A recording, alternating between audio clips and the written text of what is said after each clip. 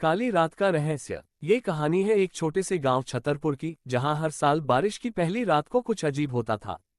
गांव के बुजुर्ग कहते थे कि उस रात एक औरत की आत्मा गांव में घूमती है, जिसे सब चुड़ैल रति के नाम से जानते थे। रवि नाम का एक लड़का, जो शहर से पढ़ाई करके गांव लौटा था, इन सब बातों को अंधविश्वास मानता था। वह हमेशा लोगों की डरावनी बातों का मजाक उड़ाता।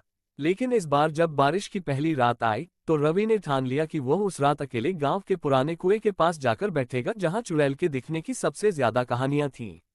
रात के ठीक 12 बजे रवि अपने फोन की टॉर्च लेकर कुएं के पास पहुंचा।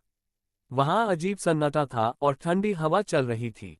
कुछ देर बाद उसे लगा कि कोई उसके पीछे खड़ा है।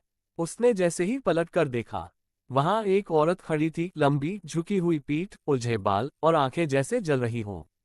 वह औरत बोली, इतने बहादुर हो तो मेरी कहानी सुनो और फिर जाओ, अगर जा सको तो। रवि की सांसें अटक गईं, लेकिन उसने जैसे तैसे हिम्मत जुटाई। वह बोली, मैं रति हूं, मुझे इस गांव ने मार डाला। अब हर साल मैं लौटती हूं, किसी को अपने साथ ले जाने। रवि भागा, लेकिन उसके पैर भारी हो गए थे। उसे लगा जैसे जमीन उसे पकड़ रही हो। वह गिर पड़ा और उसकी आंखों के सामने वही जलती हुई आंखें थीं। अगली सुबह गांव वालों को कुएं के पास रवि का फोन मिला। स्क्रीन पर वही औरत की धुंधली तस्वीर थी। रवि आज तक नहीं मिला, लेकिन जब भी बारिश की पहली रात आती है, गांव वाले कहते हैं अब रति अकेली नहीं घूमती, कोई और भी उसके साथ चलता है। सफेद शर्ट में, और डर के मारे उसकी आंखें खुली रह गईं।